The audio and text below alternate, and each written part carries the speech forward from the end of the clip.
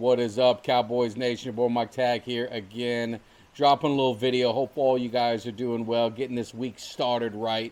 First of all, make sure, if you haven't done it already, hit that subscribe, hit that thumbs up, hit that like button, and make sure you drop that alert because you never know when your boy's coming in the cave. Not going to be doing a live show tonight because I'm traveling to the ATL. But as soon as I get back to the Cowboys cave, we'll be getting the live shows back in order, get ready for this draft. But just wanted to drop a little video. It's been a while since I talked about my man Dak Prescott. And, how does it go this long without talking about Dak? Because he's always in the news. He's always on the haters' minds. He's always on the fans' minds. And he's just polarizing. And, coming off a pretty significant injury, seeing how he's going to come back. There's a lot of questions, a lot of doubt. You saw Joe Milton, obviously the Cowboys trading for Joe Milton. I think it was a smart move. I think it was a good move to get a young quarterback. They were talking about drafting a young quarterback. Now you get a guy that's already a year into the NFL. So I think that's a great move by them. But, let's not make no mistake about it. Dak Prescott's still got plenty of years left, plenty of years at a high level left in the NFL. You saw some videos of him. Looks leaner, in shape, recovered good from the injury, moving around, all that kind of good stuff. I don't believe he's 200 pounds or 205 pounds. I don't think he's that light, but he definitely looks leaner. He looks ready, and it's going to be important, right? Because we're all, if you watch the last video I dropped about playmakers, man, we need the playmakers. Hopefully, let's just assume the Cowboys did the right thing, and you get the playmakers. We get someone opposite CeeDee Lamb. You get a running back that can really be the lead dog, and of course you got Javonte Williams. You brought in Miles Sanders, so you got some veteran guys there too. But you need a young dog, and hopefully the Cowboys do the right thing and get that. Now let's look at this offense with CeeDee Lamb, young receiver. You've got a young running back. You got Jake Ferguson. You still got Jalen Tolbert, who I think's a very good or high-end number 3. He didn't have a bad year last year with Cooper Rush. He's just going to be another year stronger. So looking at this offense, the offensive line, some people question. I personally think the offensive line is better than what people think. Look at the way it was last season. They got better and better when they started getting that continuity. Guyton is going to be better. Tyler Smith is going to be the leader of this offensive line. Terrence Steele got better as the year went on. He doesn't need to be a Hall of Famer or an All-Pro. He just needs to be effective. And if he's effective, and you got Hoffman, you got Beebe, you got Bass, you still got Richards, obviously Tyler Smith I mentioned, Guyton. You've got some depth at the offensive line. They're probably going to draft one, draft another lineman or two in the draft as well. So they're going to continue to develop. And they've got some coaches in place, some new eyes, fresh eyes. So everything is setting up well for Dak. And I know the haters are going to say, well, here we go again. You're going to sit there. Now it's setting up well for Dak, where we heard this story before. And what I mean by that is I think if they do the things I've talked about with the draft, he's going to have just some legitimate weapons. He's more mature, needs to take that vocal leader role, right? He's a smart football player. Some of his former teammates have come out and talked about, and even current ones talked about the intelligence of Dak Prescott, understanding the offense, understanding the field. So you've got, he's hitting that prime. He's in the middle of its prime of his career. The defense we anticipate is going to be better. Can't be worse, right? So hopefully the moves that they made, the strategic moves, getting Fowler, getting in, some other veteran guys to bring depth to that defensive line. Cornerback is one of the things that we've got to see what they do. Stephen Jones and Jerry said they're not done with free agency yet or making moves. So you got to think the moves that are going to be made are going to be on the defensive side. So focusing on the offense with Dak Prescott. Bottom line is, when he's healthy, you guys can argue it all you want, he's one of the top quarterbacks in the NFL. Easily one of the top quarterbacks in the NFC if you just want to, fight me on the NFL. Easily in the NFC. And you got to get, through the NFC to get to the promised land. So we ain't got to get too far ahead of ourselves. But looking at the NFC and where it stacks up from a pure quarterback standpoint, Dak Prescott, to me, healthy, all others healthy, is the best quarterback in that division. When you go throughout the NFC, all right, you can get some arguments here and there, who's better, who's worse, it's whatever your flavor is.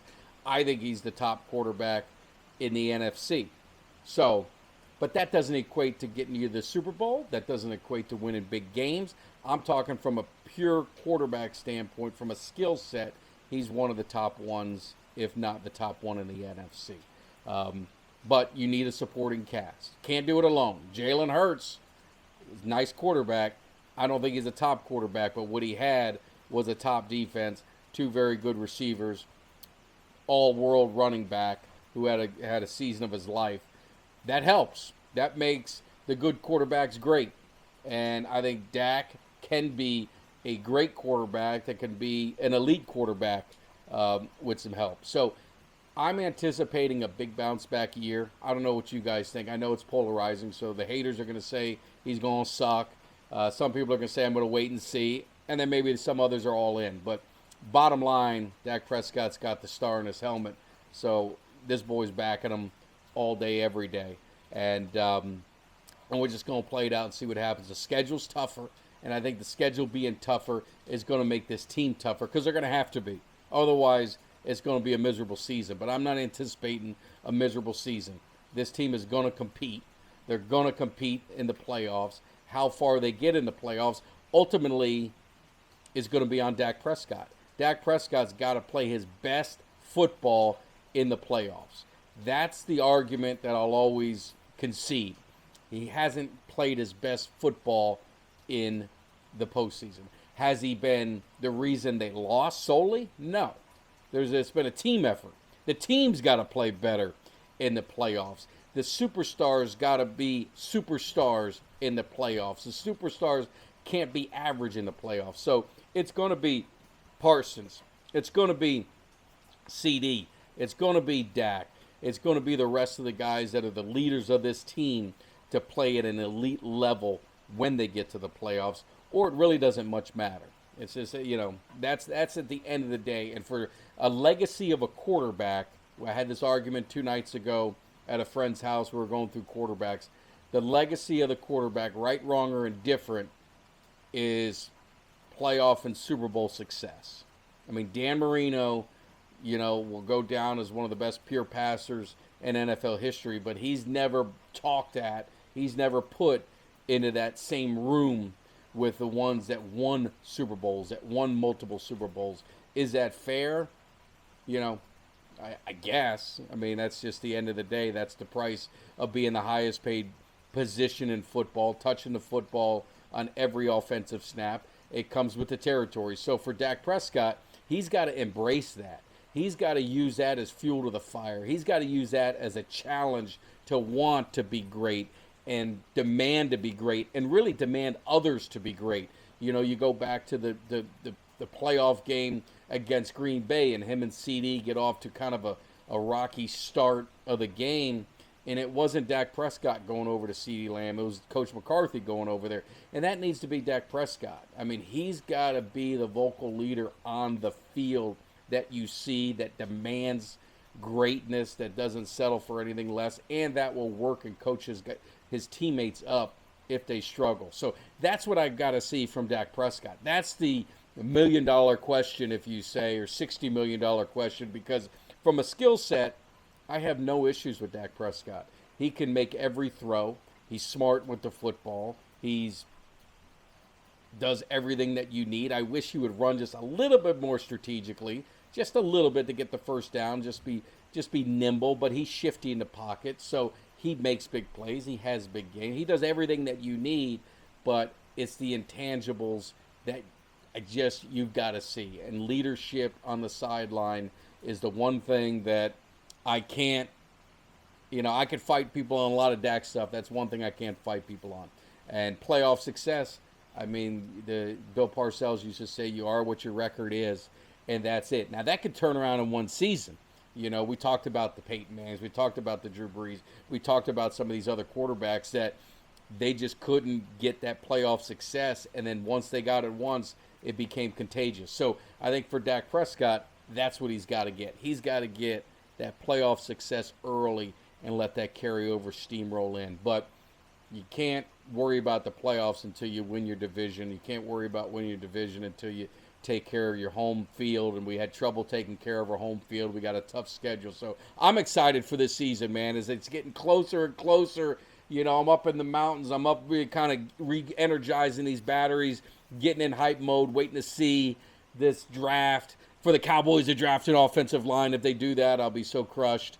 If they draft an offensive lineman with the first pick in their first round, hopefully it's a playmaker. I drop videos on it, but I'd love to get your comments because I know Dak's polarizing. I know he's one. It's a love-hate. There's really not much in between, but I'm in on Dak Prescott. I think he's the best option at quarterback for this team to get where they want to get. There's really nothing else that they can do in the draft aside from trading everything and going up to get a Cam Ward who's, you know, from the U. So I'm always going to be partial to my man Cam. But let me know your thoughts. More importantly, man, check out my other videos. Drop some while I was up in the cabin. We will be live again. We'll be doing our live draft show. We'll have some special guests coming in. My man Eugene's going to be coming in. He'll be back in the fold. We're going to get this Cowboys Cave channel back to that schedule and back to running our live shows, you know, 2 to 3 every week. And really, it's all about the fans, and we need you guys to contribute. We love it when you can contribute, so definitely keep supporting it. We thank you. We're on the road to 5,000. We want to get there. Can't do without you guys. So I appreciate all the support. Next time you'll be seeing me, I'll either be in the ATL or I'll be back in the Cowboys Cave. Until then, have a great Monday. Be safe. I'll see you.